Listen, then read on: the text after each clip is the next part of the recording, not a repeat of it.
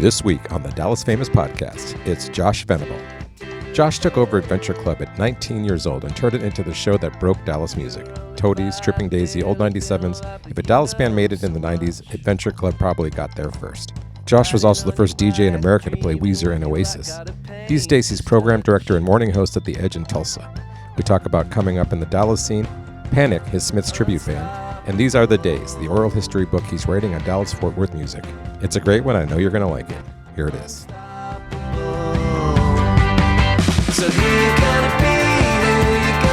I'm Andrew Sherman. I'm a Texas transplant who has always been in pursuit of art as a career. I've played in bands, pursued an acting career in Hollywood, but I found it behind the lens of a camera here in Dallas, Texas. I was born in New York. I've lived in Chicago, Los Angeles, Austin, but I love Dallas. There's a magical artistic scene in Dallas that mostly goes unnoticed to the outside world. This podcast is focused on what makes it so special and the people who make it thrive artistically. If you don't live here, and even if you do, you might not have heard of them. This is the Dallas Famous Podcast. The Dallas Famous Podcast is supported by the Mullen & Mullen Music Project. The music project was created by Mullen & Mullen Injury Law Firm, championing the independent music scene in North Texas. Welcome back to the Dallas Famous Podcast. We're at the Tucker Art Projects Gallery in Deep Ellum, and I'm sitting with Josh Venable. Now, a lot of you that grew up here know Josh Venable. He was on Adventureland. That was the name of the show, right? The Adventure Club. Adventure Club. I didn't grow up here, so I'm going to make mistakes all the way through. Oh, that sounds great. Yeah, you can please feel free to correct me. But you're still DJing. You're up in Tulsa at the Edge right now. Yeah. So there's another station. Over time there were lots of stations called the Edge, but yeah, the one that I'm at right now is called the Edge, and it's in Tulsa, and so I do mornings there, and I'm the program director there, and then I oversee a bunch of other stations around the country for our company. Oh wow, okay, yeah. That's really cool. So, was that hard to move to Tulsa? Yeah, I mean, I grew up I moved to Dallas when I was 15.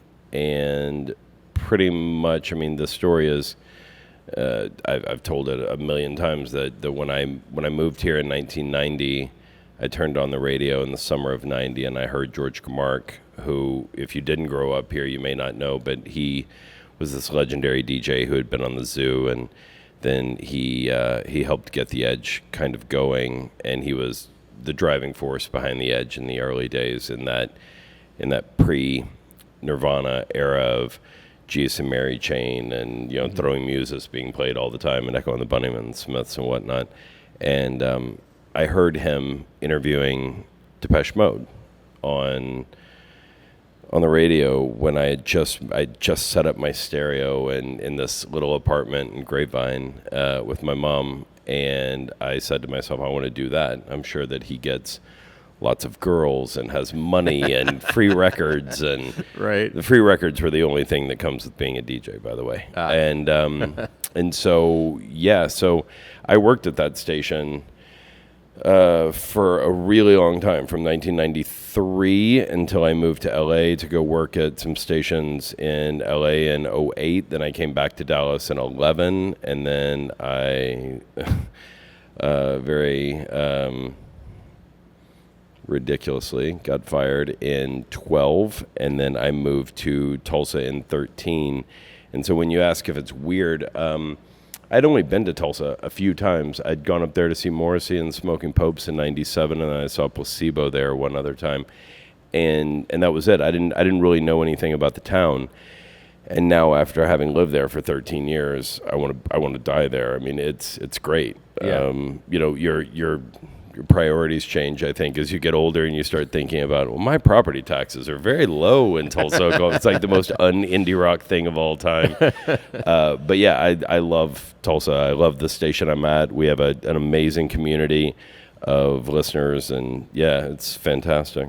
Wow. Okay, cool. I've been to Tulsa once, and it was a very cool music town. I was surprised. Love it. Yeah. Let's go back, though, to the beginning. That first job, like you had the idea, like, I want to do that. Like, how did you get that job? So I was a sophomore in high school when I moved to Dallas, and the radio station at the time was on Greenway Drive, 1320 Greenway Drive. I'll always remember that, and which is in Las Colinas, which was right around the corner from Grapevine. Mm-hmm. So my friends and I, we would hear, They Might Be Giants are coming to the studio at 4 o'clock, be listening. So we'd get out of school and we'd drive to the radio station and just sit in the lobby to meet They Might Be Giants or to meet X or to meet whoever. Oh, wow. And I just hung around over and over, Erasure, I remember, and over and over again. And so finally the DJs started noticing that there were these 15-year-old kids in the lobby, or 16 or whatever we were at the time.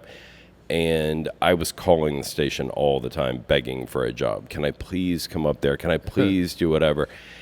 And Gamark one time said, what is it that you want to do? And I said, I'll do whatever you want. Get coffee or, wash station vehicles or whatever it was. And he said, okay, why don't you come tomorrow after school and we'll see about finding something for you to do. So, of course, I skipped the next day and I showed up and I beat him to the station. And he said, I thought I told you to come after school. And I said, why am I going to go to school? I want to be with you. I want to, school held no fascination for me at all. I mean, it didn't. Throughout high school, throughout college, all I wanted to do was work. It was always about the work.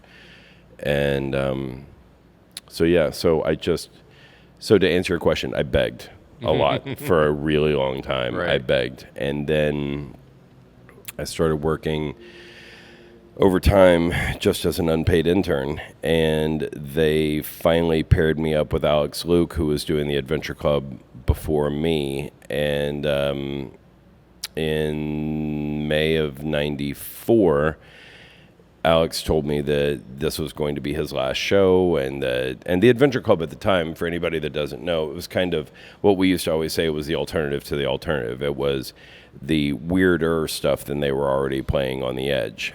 And so Alex, for his tenure at the Adventure Club, was really heavy into like British indie rock. And then I had been working with him, and he said, whenever I leave, they're probably going to ask you to take over the show, and as a show of solidarity, please don't do it. And I said, you bet. I'm on your team. Like, I'll never take that show if they asked me to do it. I was 19. I'd never been on the air. There was no chance they were going to ask me to do the show. Right. So he left on a Sunday, and they called me on Monday and said, do you want to do the show? And I said, absolutely. Alex who? No, I don't care about that guy. Sure. And I walked down the hall to a guy named Kevin McAllister that worked at the Edge at the time, and I said, you have completely opposite taste of me. And you like Stereolab and Sebadoh and Built to Spill and Magnetic Fields, and I like Blur and Pulp and whatever. And I said we should do this show together because I was too scared to do it on my own. Yeah. And I mean, again, I was 19 years old. I had just turned 19 years old. And he said, yeah, that sounds like a lark. Let's do it. And for the next 3 years, we did the show. And I mean, I don't want it to sound like boisterous or bragging or anything, but I mean, we won every award that you could win, and we were getting written about in the paper all the time. And we were two very young kids who had been given the keys to the kingdom to have a 3-hour show on a commercial alternative station and play whatever we wanted. And so back then, nowadays it doesn't really seem like it's that big a deal to hear people who know about Magnetic Fields or Built to Spill or Mountain Goats or whatever. But in 1994, hearing Guided by Voices on the radio was a complete, you may as well have been listening to a radio station from Mars. It was a totally different thing. Sure. And so we ended up being the first station to play bands like Weezer or Oasis. I mean, Oasis were first played in America on the Adventure Club. Weezer was first played in America on the Adventure Club, beating every other radio station. And like the guys and then we were also playing a lot of local music, and so we were developing relationships with a lot of local bands. Like the Weezer connection, the only way that we found out about Weezer was through Hagfish, who had been being courted by majors at the time before they had signed with London and put out the second record, and they had been out on the West Coast and were hitting a bunch of different record labels and coming home with just trash bags full of cassettes that were pre-release cassettes, and one of the ones that they had was the Blue album. And so they drove back into town and called the station and said, we just heard this great record and we're going to bring it to you right now and you need to put it on the air tonight. And we ended up playing My Name is Jonas, and that's kind of how that Weezer thing happened. That was George from Hagfish that did that. Wow. What's funny is I had a band in LA and there was this crappy, unorganized band opening for us, and I was like, they're never going to go anywhere, and it was Weezer. Of course. Yeah. Yeah, my friend Joe Sib that was in that band Wax, they used to open for him all the time, and he was like, who in the world ever thought that Weezer were going to be in anything, I think. But yeah, and so then the Adventure Club kind of became synonymous with local music at the time, which in that mid-'90s period was when a lot of people would say was the halcyon days of Deep Ellum. I mean, that's Hagfish, that's the 97 starting, that's Tripping Daisy are putting out Firecracker, that's a lot of the big bands. That's Bob Goblin, that's Toadies are obviously huge, that's Horton Heat putting out his, the major label record, the third record. So that was a good time for us to be the people who were bringing local music to the airwaves, I guess. And it was a good time for the bands because they had a very sympathetic couple of ears that were willing to play anything, and not just from the big bands. I mean, we were playing everybody. I mean, it was fantastic. I mean, it's not like that anymore. Like there's not a lot of radio's not breaking bands anymore, really, like it did. Yeah, I mean, I think it depends on what radio station you're listening to. Okay. But it's also it's difficult because when I talk to my daughter and I said, well, what do you think about the new Billie Eilish? And she goes, oh, you mean the one that came out last month? That's not new. And the turnover is just so fast that you can the ability to get on the internet now and say, I want to hear the new Billie Eilish and I want to hear it 80 times in a row. You can do that. You don't have to sit by the radio the way that I did when I was a kid to go. I mean, I'll never forget. I was driving down Highway 26 in Grapevine, and I heard them come on the radio on the edge and say, Alex Luke's going to debut the brand new Morrissey single. It's called We Hate It When Our Friends Become Successful, and it will be tomorrow night. And I went to the Walgreens on Highway 26 on Grapevine Highway to buy TDK tape so I could go home and record it, so then I could listen to it as much as I wanted or whatever. Yeah. But that idea of sitting by the radio with your record and pause button ready to go, like that doesn't exist anymore. Yeah, no, not at all. That's one of the many things that the internet has obviously completely changed in our industry. Yeah, but even I've had KXT DJs on, and they're allowed to play what they want, but I feel like there's still a limit. Why are you using air quotes? Because I feel like there's a limit to what they actually. Sure. I mean, there's certain shows like the local show, she can play whatever she wants. But then, I don't know. It just seems like, the internet and Spotify and all that stuff has changed a lot of that process. But 100%. And I don't know that it will ever go back to the way that it was. We just have to find different ways to adapt and keep people engaged for sure. Yeah. So what is striking me as I sit here with you is your encyclopedic knowledge of music. I mean, before you got to the radio station. It's what happens when you don't date a lot in high school. Okay. This is all you have. That's what I was going to ask. It's like at the same time that you're like listening to the radio and liking the station, you're building up your own like mental catalog of everything, I guess. Yeah. Sure. Yeah. I mean, whatever. Like I'm sitting here, I'm going, wow, I'm not worthy of the knowledge. I think that a lot of people have that about. I can tell you how many RBIs Lenny Dykstra had in 1990 or 1986 when the Mets won the series. Like, I don't have that. You know what I mean? Yeah. And there's other people who know a lot about how to fix cars. I don't have that. There's a lot of people that know a lot about computers. I don't have that. Or they're food wizards. I don't have that either. Like, this is what I have. Yeah. And I think there's a lot of people who are put on this earth to do one thing, and maybe mine is to know a lot about pulp. That would be really depressing, but maybe that's my one thing. I can tell you a lot about British indie rock. Right. Well, I mean, going back to playing local bands, I mean, I was, pursuing music in LA. We did not have a station like that. I don't know how that could have helped, but I feel like it would have been amazing. Can you tell us some of the stories? Like, I've had Old 97s on, I've had Tim DeLauder, I've had, Vaden. So maybe pick one, maybe Old 97s. Like, how did you come into contact with them and how did you help them? So the 97s had been around. I mean, Rhett had been around for it. It feels like Rhett was born with a guitar. I mean, he'd had like Rhett's Exploding, and he had done a solo record, and he had done Sleepy Heroes, and all these things before Kevin and I took over the Adventure Club in '94. But Kevin had, I believe, gone to school with Rhett at St. Mark's. And they were tied in with Lisa Loeb, who went to Hockaday, and so they're sister schools and whatever. And so when that first 97's record, Hitchhike to Rome, was about to come out, we got the, Rhett, I guess, gave Kevin an advance of it. And I think at one point we had played every song on that record in 94. I mean, but Wish the Worst and 504 and If I Had a Car, I mean, we were playing all of those just so much. And that's back in that.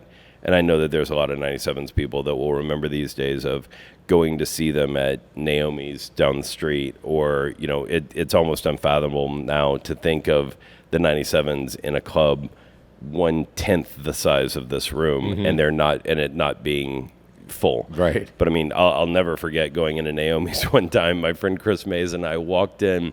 They were in the middle of some song, and Rhett is still super country accent Rhett, and he's like sitting there playing. He goes, "Oh, well, hey, Josh, hey, let's play Wish the Worst because Josh is here. 1, 2, 3." And they go into that, and that was the feeling of a 97 show back then, that it was still wheels off the way that it can be now, which is fantastic, which makes them one of the best live bands, I think, of all time. Yeah. Definitely one of the best live bands to ever come out of here. Yeah. But I was at that show where that Split Rail show in Austin, that was them and Whiskey Town, like a pre-Ryan Adams solo, Whiskey Town was there, and that was still one of the hottest shows I've ever been to. And I remember the line to get into that show. There were more A&R people there than I've probably ever seen at any show, and it was just they were. I think Sub Pop was there. I mean, Rhett told me in an interview for the book, which I'm sure we'll talk about, but Rhett told me that there were so many A&R people there, and they just, after somebody who had been trying for a really long time, Rhett and Murray specifically, who had been doing stuff for a long time. I mean, Murray helped Rhett on the solo record. They had been in Sleepy Heroes together, and nothing had just hit that thing that they needed to take them into the next level. And now when you hear those four guys, I mean, you think that they were born together, that they are meant to be together. Those four guys write just amazingly good songs and play those songs amazingly well. And but yeah, those first like 3 or 4 97's records are just top notch. Yeah. I will always go back to thinking about being in, so when I was 19, my friends and I, we formed a Hagfish tribute band. Wow. It's okay to laugh. And we played one show at Mad Hatter's. And right after that, we were thinking we should do a 97's tribute band. And the only reason I bring that up is think about how bizarre that is. Can you imagine, like looking around on the wall, like the Orange or whatever, can you imagine a tribute band for a local band at that point, a local band that wasn't signed at that point? But that's how important those records felt to us, and that's how big those bands were getting in Dallas. I mean, Hagfish were gigantic to me. I mean, they were rock stars. There was no, they're from my town. They may as well have been, the Ramones. They may as well have been Descendants. They may as well have been Green Day. They may as well have been any other pop punk band, or the Queers, or Mr. T Experience, or whatever. And I just thought they were the bee's knees, Right, and so, we have to dress up in our suits and play this show. And it was fantastic. Donnie and Zach came over to my friend Scott Hutchton's house in his living room and taught us the songs. And it was great. It was the first time I was ever on stage like that. And it was one of the most fun things I've ever done in my life. Yeah. I mean, was that sort of in the back of your mind, like, I want to be on stage doing this? No. I think it was just kind of something fun to do that summer of 94, summer of 94, I think. But no, when I was young, I had crippling stage fright. I mean, crippling. To the point where it made me fail classes, things where it was like, and now we'll hear from Josh, who will come up and give a speech about whatever. And I was like, I have laryngitis. Like I used every excuse in the book. Wow. And when I was at UNT, I remember a professor said, I know that you're faking. I was like, prove it. I mean, prove it. I mean, I have laryngitis. And I mean, I failed tons of classes because of that. I remember walking out on stage one time to introduce Horton Heat at that really famous Artist Square show in 95 with Tripping Daisy and everybody. And we went out to intro Horton Heat. And I remember walking up to the microphone and saying, "Hi, everybody. My name's Josh. I'm from the Adventure Club." And I'd been psyching myself up for this all day. You can do it. You can do it. And this one guy in the back goes, "And you suck." And I was like, oh. I leaned over on the stage and started to dry heave on the stage because I was like, holy crap, like this guy thinks I suck, so everybody must think I suck. And Jim from Horton Heat walks up and goes, "Move, boy," and moves me out of the way and goes, down, down, down, down, down, down, down, down, down, down. Damn, wow. So no, I mean, the idea of being on stage was the furthest thing from my mind because I thought that I would throw up all the time. Right. But then I think the more you do it and the more something clicked in my brain one day when I was, when you introduce whoever, Weezer or My Chemical Romance or whatever at an Edge Fest, and you go, there's 30,000 people here. And when I say, "I'm Josh from the Adventure Club," and some people clap, like, that's fine, whatever, let's get this over with and let's do it. Right. And now I don't think it bothers me as much. But also with the band now, with the Smith and Morrissey band now, there is a definite thing of like, putting on the wig and putting on the glasses and putting on the suit and all that stuff and speaking in the British accent and all that jazz, that it's not me up there. It's a character, 100%. I mean, the Iron Sheik wasn't the Iron Sheik all the time. The Iron Sheik was a character. You know what I mean? To bring it back to 80s wrestling here, but you know what I mean. So it's not as much of I'm not as anxious or freaked out by going up there now if I'm in the outfit. Right. That's so interesting. So I think getting on a mic and being a DJ and even interviewing big, well, I guess not all big at the time, but musicians, like that did make you nervous. That part was fine. That never made me nervous. Okay. Ever. And also I think it's because you're in a room with just that person. You're not doing it in front of a live studio audience, But yeah, I mean, I was interviewing tons of my heroes back then, but I was looking at it from a fan perspective of like, I can't believe I get to meet Juliana Hatfield. Yeah. This is the greatest day of my life, And it was like, now it wouldn't be the greatest day of my life, but it would be nice to interview Juliana Hatfield again. But I mean, I have many times, and she was always very nice. Yeah. Also, I think that it maybe was something that really helped was how young you were at the time. Like, I feel like you were tapped in, like you're saying, like everything was an adventure, like literally, Yeah, I mean, it's like Paul Weller says in that one song, it's like the kids know where it's at. Like, the people that I was working for were all 5 to 10 to 15 years older than me. Mm-hmm. And so for them, with their idea of what the kids like may have been totally different than me and my friends.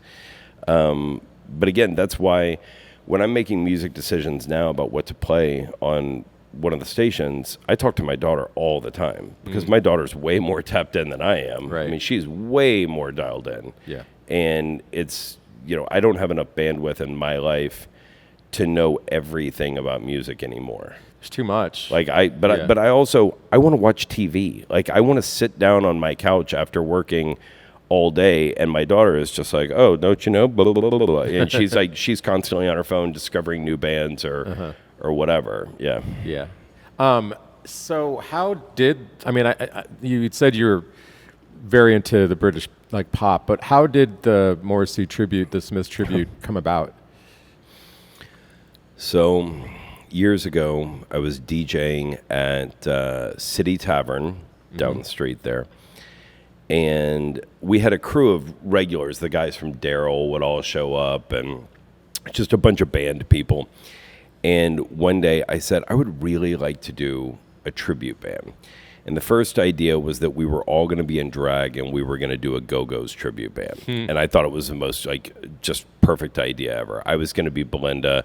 Dylan from Daryl was going to be Jane. Like, we had it all worked out. And that never came to fruition, and so we started a Springsteen band instead. And we had Nightmare on E Street, which is still the greatest name for any tribute band ever. I don't care what anyone says. We had Nightmare on E Street for, I don't know, 5 or 6 years, and we would only play on holidays. So it was Christmas, Halloween, Arbor Day, President's Day. Obviously, 4th of July was a big one for us, Born in the USA and whatnot. Yeah. And after that band went away, I think I had the bug in me, and I thought, this is so much fun. And now, obviously, Dallas has a million tribute bands. Yeah. The world has a million tribute bands. But at the time, there weren't really that many. I mean, there was AC/DC, Beastie Boys, Queen, Right. Petty, the Cure guys were doing it. But there weren't really that many. And so when we were playing as the Bruce band, we were having to invent bands to play with us. Like Ryan Hamilton and Smile Smile would do Fleetwood Mac, or Peter Schmidt would do Costello, or whatever. Like one of the guys in Chomsky, Glenn, he had Oasis, and they would do Oasis and things like that. And so after Nightmare went away, we just kind of had the bug, I think, and we said we should do my favorite band of all time, to me, the greatest band of all time. And so we knew that we could play to a certain amount of people. We never thought it would get big, and it's still not obviously huge, but it was fun, you know, and those first early shows were really fun, and I still have fun doing it now. I mean, we played last night at Trees, and it was packed, you know, with a Joy Division and a Cure band from Austin. And we had a great time. Yeah. So, and it's, you know, the throwing of the flowers and the people jumping on stage to hug me and all of that. And it's, you know, the jokes about not eating meat and whatever. And so, yeah, I love it. Yeah, it was entertaining. I've shot you and seen you once, and I really enjoyed it. I'm a big Smiths fan. Thank you. It was fun. Let's talk a little bit about the book that you're working on. Did you get that from 10,000 Maniacs, that title, or that was something in your head? No, so that one is actually These Are Days, and this one is These Are the Days. Okay. It's a very, it's a very vanillized dun dun dun dun dun dun. No, see, mine goes dun dun dun dun dun. That's an old joke. Right. But no, the title actually comes from a song from this old Denton band called Lift to Experience, that were kind of a shoegaze band that put out this double record about Denton, Texas being the promised land after the apocalypse. I mean, this very heavy subject matter, and the song title is what gave the book its title. Okay. But yeah, so the book. Go ahead. Yeah, I mean, well, it makes sense that you have all these great stories and talk to all these great people, but what made you finally go, I'm going to do this now? People dying, truthfully. So Zach Crane was my best friend in the world for almost 30 years. And, I mean, as close as two people can be without, you know, being lovers or being family or whatever is what he and I were. And I met Zach in 95, and we were best friends. I mean, we never got in an argument one time in our whole lives. And for anybody that doesn't know this, Zach was a writer at D Magazine, but he was also a writer at The Observer, and he was an editor at The Observer for a long time during, again, those golden years of Deep Elm that a lot of people remember, that late 90s, early 2000s period, the Death Ray, Chomsky, you know, the Isley, that era. And when Zach passed away, it felt like it was another person that was taking a ton of stories with him. And, you know, obviously recently we've had Chris Penn, we've had John Freeman from Dooms UK. Before that was Carter and Trey from Sorta and Sparrows, and people just kept passing away. And I know that everybody has an expiration date, but you don't think that it's coming as soon as it is, especially for all these people. I mean, just from Slobberbone, I mean, Jesus, you know. Yeah. And so I said to myself at one point that if people like Tammy Thompson, who now works with the Toadies, but she ran Last Beat for a long time, or Jeff Lyles, George Camargue, you know, if these people pass away, we are screwed. We are screwed in the idea that so many stories from these people. What happens if Tim DeLauder passes away, God forbid? You know, think of the stories that guy has. Yeah. Or Vaden. You know, these are important people in our scene that have a lot to say and have a lot of great stories. Rhett Miller, Murray Hammond, And so I thought, I am not a writer by any stretch of the imagination. I mean, mine is like go dog go, but I thought, why don't I do an oral history and let everybody else tell their stories? And so I reached out to a bunch of people, and I had one contact who knew somebody, blah, blah, blah, at TCU Press. And I reached out to them, and they said, hurry up, start writing it, let's do it, and we'll put it out. And so I have done about 300 and some odd hours of interviews since, and they range from Kevin Von Erich, the wrestler, talking about the Toadies, to Dave Grohl from the Foo Fighters and Nirvana, talking about the show at Trees, where Kurt gets in the fight with, the Trees staff, and he also tells some stories about Tripping Daisy and Hagfish and everybody. But I mean, basically, you name it, and I've talked to him so far for this book, and it's bands and fans, writers and DJs, managers, club owners, booking agents, so on and so forth. And it'll cover 1985 to 2005. So it'll really start with the Lyle's period, and Theater Gallery, Prophet Bar, Edie Brickell, and go up to that like Black Tie Dynasty era of, 2005. And it's a nice round number, 20 years, and it'll be Dallas, Fort Worth, and Denton, and the book will be told oral history style, and it'll be hopefully the definitive document of what a lot of people would say is the greatest time in their life. Yeah. When do we think it'll be out? I turn it in to them in February, and so you're talking to somebody that doesn't know jack about the publishing world, so I feel like it'll be a while. It could be Christmas of 2050. I don't know at this point. Hopefully not that long. Hopefully not that long. Yeah. But it's been really nice, like reconnecting with all these people that I hadn't really talked to in forever. Thankfully, I had a fairly good relationship with all these local bands over the years, and very few people have said no. And so but overall, I mean, I think 2 people have said no. One of them was somebody that didn't like me back then anyway, so no harm, no foul there. But other than that, I mean, I sat down with Peter Schmidt from Funland and Three on a Hill for like 4 hours, or George from Hagfish, but 4 hours, or Todd Lewis 4 hours, or 2 hours, or whatever. But it's been really nice talking to all these people and getting reminded maybe why our scene was so incredibly important. I mean, there were so many people that thought in a post-Nevermind world, Dallas is the next one. It's Seattle too. It's going to be huge, and there were A&R people here just all the time. And I was talking with a manager, this guy Paul Nugent, who used to run a booking company here and a management company here, and now he works with Blue October. And I think he told me that he brought 14 Dallas bands to major label deals at one point. And the stories about those early days of the wining and dining and flying you to the Super Bowl so they can snake you away from some other major label, and it's fascinating to hear from the horse's mouth from some of these people about what the early days of Deep Ellum were like. I mean, you had Lyles on the show. I mean, Lyles is a fascinating person as well. Yeah. I mean, and that's somebody that you could write 10 books about on his own. Yep.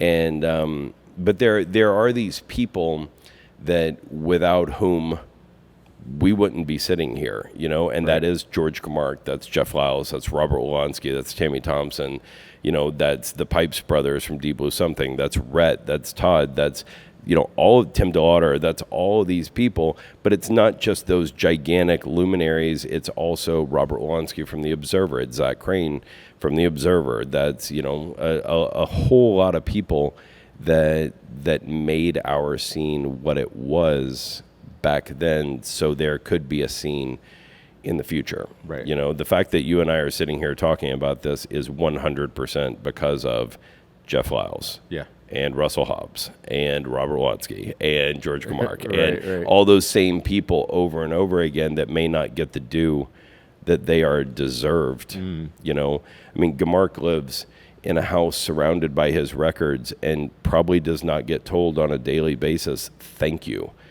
And he should.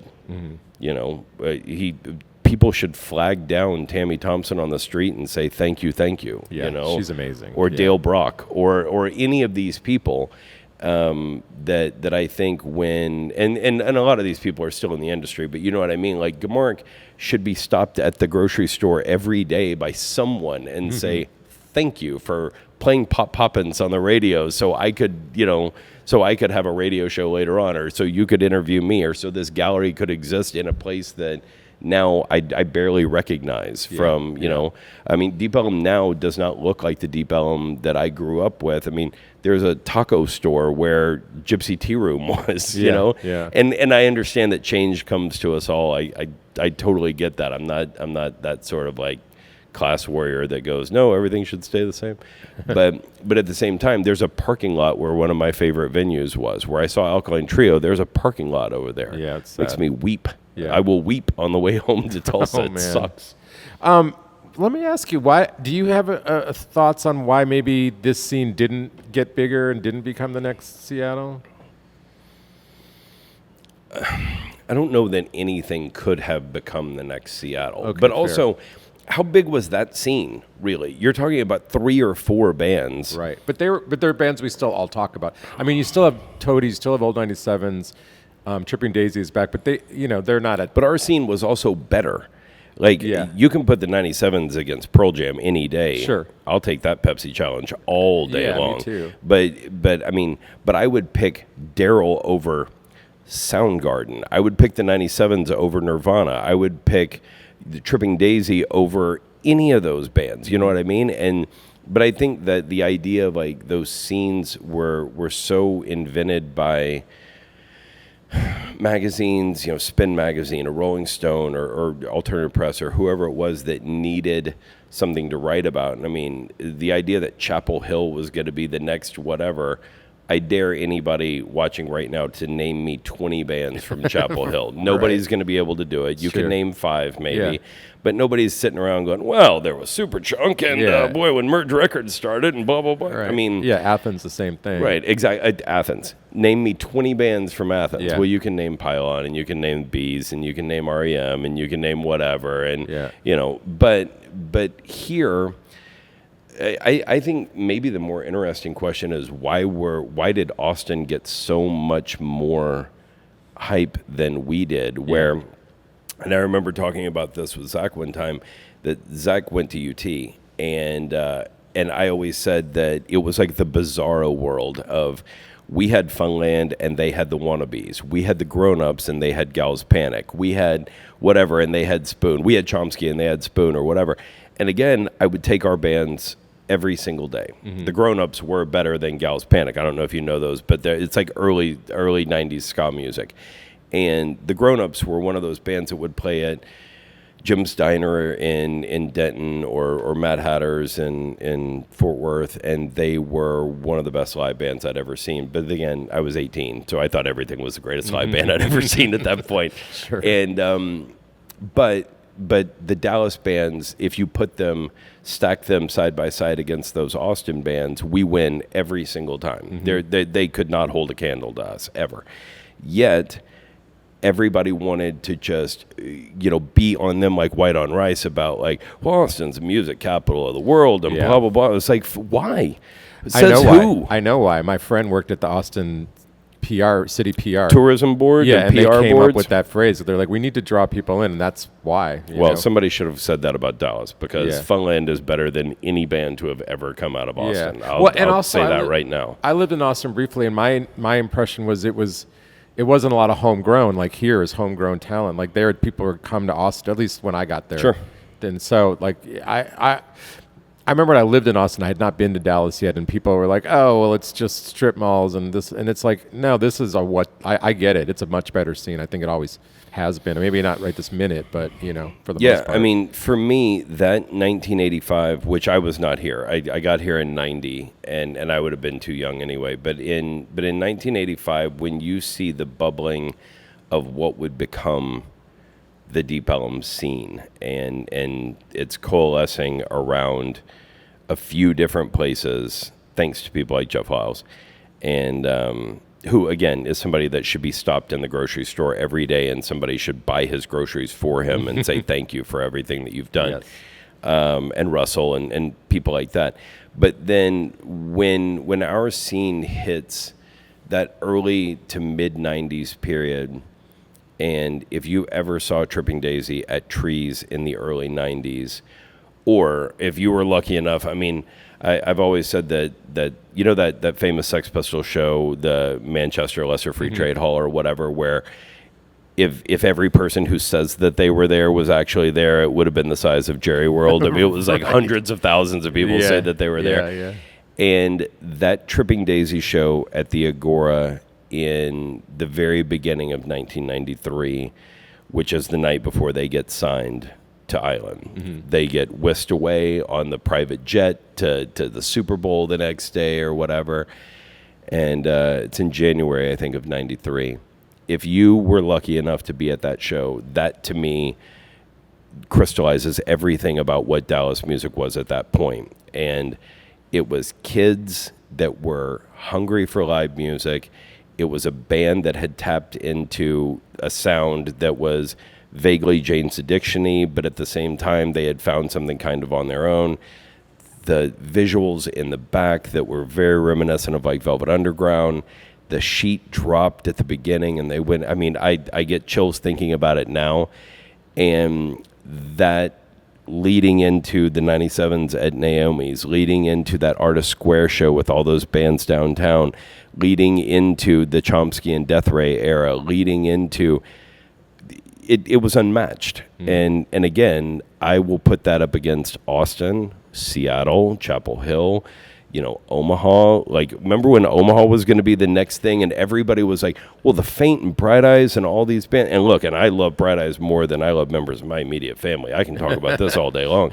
But our bands at that time, it was a scene. And when I was booking shows on Thursday nights at Clearview for years, that was a place that people came that you knew that you could see three bands that you were going to be into in the early 2000s, and that is Red Animal War, and that's ENIAC and McCavity and Daryl and Chomsky and Death Ray and Isley and Lucy Love Schroeder and all those bands.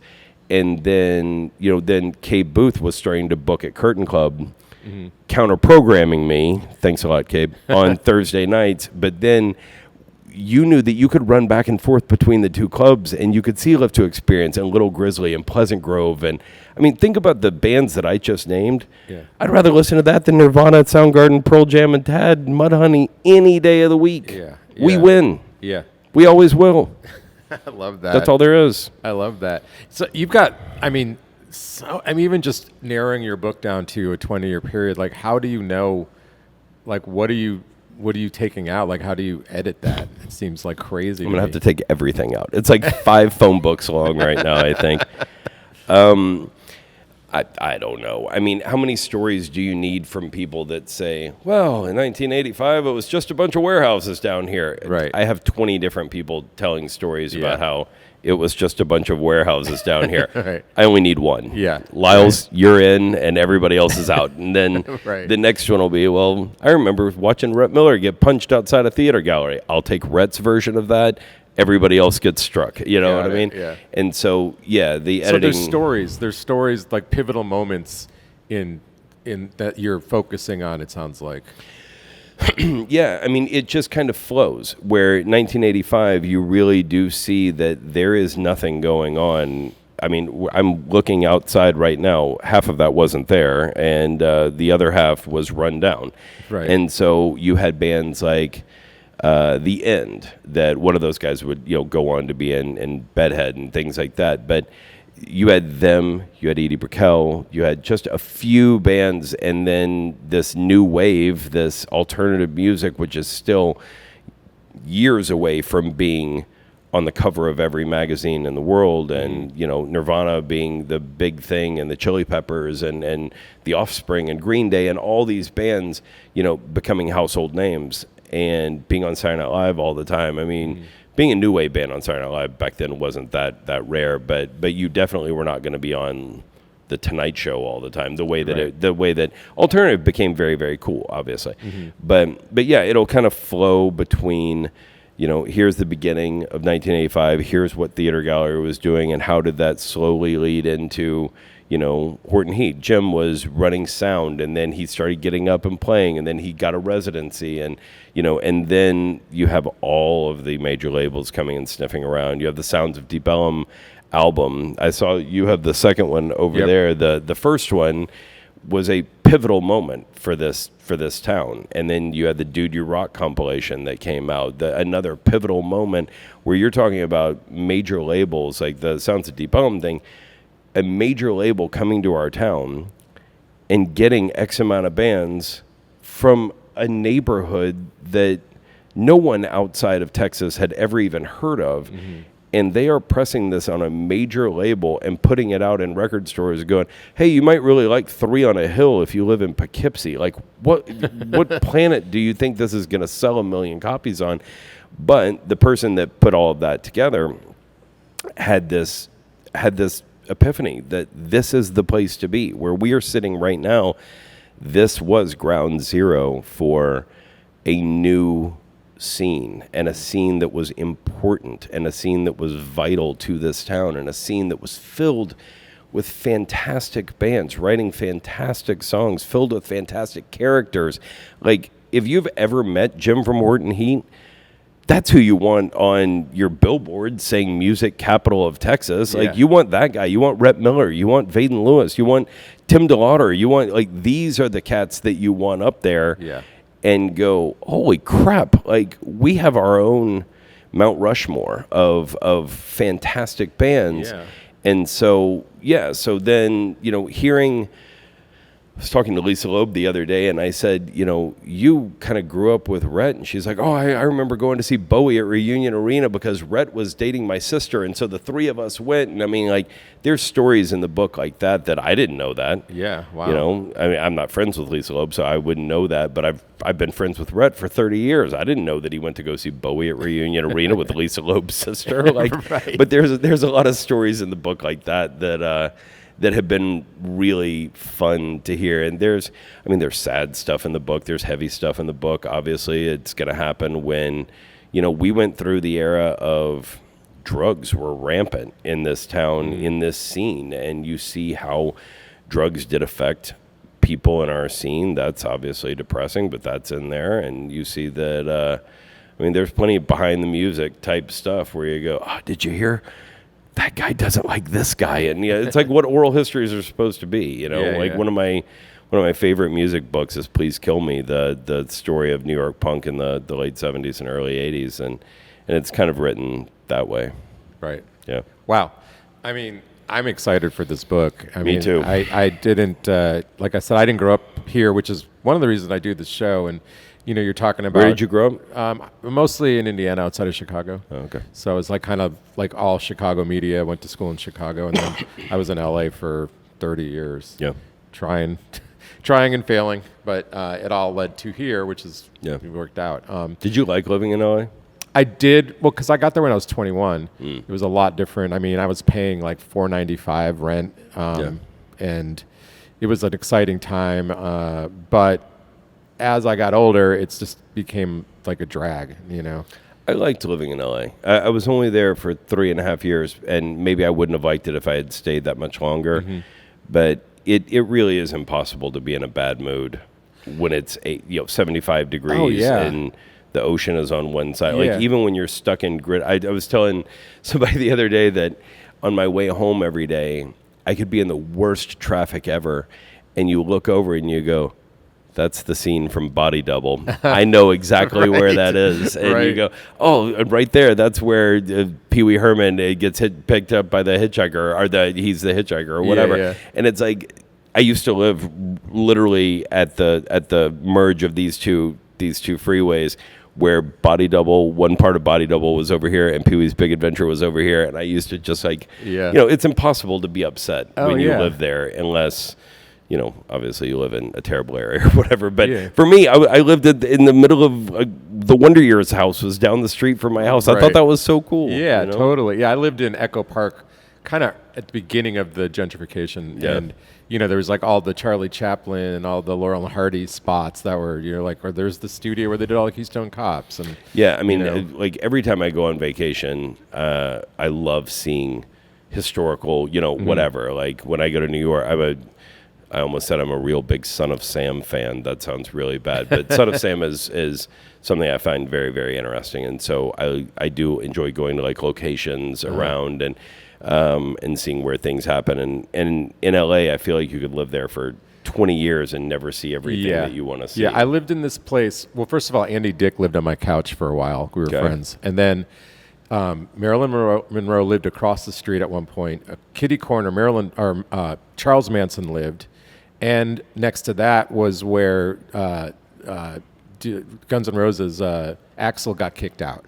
So like that was the one corner where I first lived in LA. So I agree. Like it was great for a while. I had probably 6 different lifetimes and sets of friends, and and then in the end I was married and I was living in the suburbs, and it just got to be. I was like, what am I doing here? I can't afford to live here anymore, and I'm not experiencing any of the things I came to LA for. And I never thought I would move. But I have to say, moving to Dallas is the best thing that I ever did. And like the scene here, even though it's not what it once was, there's still a thriving scene with amazing bands popping up all the time. So, it's still a great place to be. It's not like when I first moved here 10 years ago where you could walk to 5 clubs in Deep Ellum, but I'm also older, so I don't want to do one of them's a Velvet Taco now, so there you go. Well, I do like Velvet Taco, but I would rather... I'm not saying you don't like Velvet Taco, but at the same time, it used to be a venue. Yeah, no. I saw Jimmy Eat World in that venue. Exactly. Well, I mean, Profit Bar, I shot twice at the Profit Bar. Now that's gone. Curtain Club, I shot once. That's gone. I get it. It's an evolving... Yeah, welcome to the New World Order. I mean, it's totally different now. I mean... Yep. Yeah, and I mean, it'll never be the same. And Jeff was here at an episode, Jeff Lyles, and he was saying it's because back then the rents were super cheap. You know what I like about Jeff Lyles is that even though somebody like him, who has every right to just be as bitter as humanly possible, and you still see that guy, and he's like, "Hey, how's it going?" Yeah, he still has a happy-go-lucky demeanor sometimes. Yep. And what he's done with the Kessler is terrific. Yeah. But for somebody like him who really does have, he could be the old man yelling at clouds at this point in his life of going, "Oh, I remember in the old days, it was a lot better in the old days, in the old days this, in the old days that." Yeah. But I find that a lot of other people who maybe aren't as deserving of saying that are way more bitter than Jeff Lyles is, which is fascinating to me. And I mean, hats off, because he doesn't act like that at all, which is pretty great. He's a fantastic guy. I've been he's a nice guy. Working with him at Longhorn. Anyway, is there anything that we didn't touch that you wanted to say on the show? This is your interview, pal. You can ask me whatever you want. I can talk all day. Yeah, well, we're kind of at the limit. I hear that a lot. We've had you in long enough. I've loved it, though. I mean, I don't think I've said hardly anything, and I've loved it. Sorry. These stories. Was there anything that you want to say that I didn't let you say? No. I mean, I have notes, but we here, covered can I see a your lot notes? of them. All right, let me see these notes here. All right, let's see. What to make it into the book? All right, here we go. So, Josh, you have a reputation for being blunt about bands that you don't like on the air. Did that ever complicate things when you sat down with an artist for an interview or green room hang? Out of everyone you've interviewed or hung out with over the years, who surprised you the most once the microphone was off? See, I put these questions down, and I hardly get to them because I feel like it's tricky to remember all that. Yeah, I mean, I've almost come to blows with a few bands. Dave Navarro from Jane's Addiction was probably the most, the closest. Wow, not a shock, but yeah. He ran up on me, and Perry Farrell got in the middle of us, and I mean, he would have killed me, I'm sure. But I said something about people who wear feather boas and nipple rings and leather pants don't get to condescend to me, and he flipped out. Wow. And I was like, "It's not my fault. Look at you. Like, you should be embarrassed." Wow. This should be embarrassing. Yeah. And, I mean, that was not good. I made Julianne Hatfield cry on the air one time. That was terrible, like in a bad way, not in a because my questions were so good. I was young and a poor interviewer, and I asked horrible questions. I mean, Bobby Gillespie from Primal Scream went and hid in the bathroom after I screamed at him for cussing on the air, and then he wouldn't come out of the bathroom, and he locked himself in the bathroom for like an hour. Yeah, I mean, I've definitely had some moments. Yeah. But as far as the being blunt on the air thing, I think that's what made the Adventure Club what it was in the early days, that there was no point in playing bad music.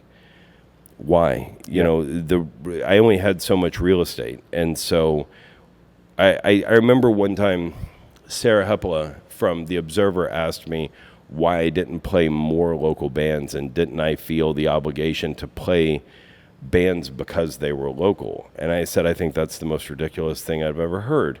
I'm not going to play a band just because they're from our town. What if they suck? Mm-hmm. And she's like, well, but nobody else is playing them, so you should don't you feel like you should give them? She wasn't advocating for it. She was asking me, didn't I feel like I should give them a shot? Mm-hmm. And I said, no, absolutely not. I think that we should only play good bands. And then it becomes very subjective of, well, I was the one picking what the good bands were. Right. But it was my show, so I got to do what I wanted. But that being said, the idea of being blunt on the air, that's just how I think that's refreshing. I would much rather hear a DJ on the air go, this band sucks, and I don't want to do that. This band is horrible. I think this band's overplayed, or whatever. And that's what I did on the Adventure Club. I wouldn't do that in my normal shift. You know, I mean, I understand that maybe I may not like Imagine Dragons, but I understand there's a lot of other people out there who do, and I'm trying to get ratings. So I'm casting a very wide net on trying to play a whole lot of stuff, but I'm also playing, like, for example, on the station in Tulsa, sure, we play Imagine Dragons. They're one of the biggest bands on the planet. You can't not play Imagine Dragons. Right. Everybody watching right now, you may not like Imagine Dragons. That's the name of the game. Apparently. True, but I'm also playing Phoebe Bridgers. So you play a little bit of this and you play a little bit of that. You cast a very wide net, and you hope that the Phoebe Bridgers people can sit through Imagine Dragons. The Dragons people can listen through Phoebe Bridgers to get to another song that they like, or whatever it might be.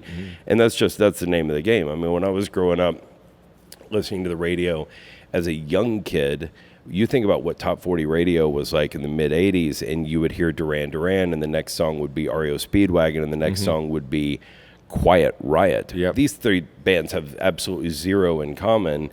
And true, the people who like Quiet Riot probably would hate crime the guys in Duran Duran, and vice versa. Yeah. But somehow it all had a flow. And so for me growing up, maybe that's how I program now, is I just try and think of that it's all under the umbrella of whatever. I mean, like that first Lollapalooza that I went to in '91, like anybody that went to that, like that was Living Colour, Ice-T, and Body Count, both before Susie and the Banshees. These things have nothing in common, you know. But the Violent Femmes were on that show, who sounded nothing like the Butthole Surfers, who were also on that show, and then it was headlined by Janes and whatever. And I thought that was a great programming philosophy when you think about, we're just going to put a bunch of bands on and not take the mindset of the concert goer or the listener into account. We're just going to say, this is what we think is cool. We hope you dig it too. If you don't, whatever. Right. That to me was important. That was a pivotal moment in my life, was going into that show in the summer of '91. I went with my friend Mitch Turner, and I remember we were both going into junior year, I guess, and we went into Starplex, and there were 22,000 people.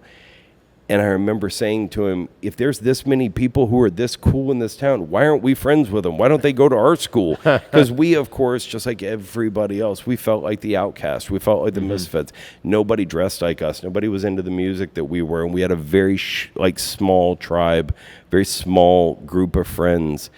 And then you go there and you go, holy crap, there's a lot of people who are just as cool as us. Let's go and hang out with them. Well, and also, like you're saying, like, it's your show, you picked the songs, your taste. Apparently your taste was decent, because people wouldn't have listened. You know what I mean? Like, people would have tuned out. I mean, yeah, I guess. Yeah.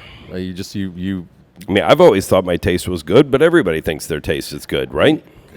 Yeah, I mean, maybe. Nobody thinks about themselves and going like, "Oh, I have terrible taste." Yeah, but I don't think everybody goes, I know how to find music that you'll like too. Like that, I think is different. You know? Yeah, and maybe I was good at that. Yeah, or I absolutely. am good at that. So Yeah. thank you. Yeah. And your voice is freaking amazing. Thank you. I hear that a lot for me, and I'm like, I think your voice is amazing. Yeah, well, I'm Mutual Affection Club. Thank you. Josh, thank you so much for reaching out. Yeah, and coming thank you for out. having me on your show. This has been Yeah. fantastic. Yeah. I like I said, it's great. Thank you for doing this. Yeah, for sure. And we'll have links to stuff. I guess if people wanted to listen to your show here, could they go online? Sure. EdgeTulsa.com. Okay. Yeah, you can listen straight through there. We have an app, just Edge Tulsa. It's very simple. Is it mostly music, or are you also kind of doing talking in between? And Yeah. So, I mean, I do mornings, and so it's kind of a straight ahead morning show. But we do. There's your jokes, and there's lots of music news, and Right. weather and traffic and sports and Cool. news, and but all that stuff. But it's a ton of music. Right. So if And the station's really good too. You should if listen you to miss the normal this voice station. and the taste, you can still check it out. You can still taste Josh just by right. going on the internet. What a way to finish. EdgeTulsa.com. Thank you so much for coming out. Yeah, thanks again for having me. I really I appreciate what you are doing here. Like I said, I watched that Lyles one, and I think it's important what you're doing. And I know that you're like, just please get out. But okay, but one last thing. When we were talking about the book and we were talking about all those people, I don't think it would not have worked if it was not a community of the radio was helping the bands who were getting written about, who were getting booked. And so you're talking about Scott Beggs, and you're talking about Tammy, and you're talking about George, and you're talking about Wolanski, and you're talking about Lyles. Let's just say it's those five. But everybody was kind of working in conjunction with each other. And that's important. Like later on in the late 90s, Zach and I were tag teaming on bands all the time, that if I knew that he was going to do a long form story in the Observer about Chomsky, I knew that I was going to play Chomsky that week on the Adventure Club or whatever. And Justin from Red Animal told me one time, he said, I felt like if you could get in the Josh and Zach club, then that meant that not only were you going to get played on the radio, but you were also going to get written about in the Observer. But if we were doing that, probably Kay Booth was going to book one of those bands at Curtin.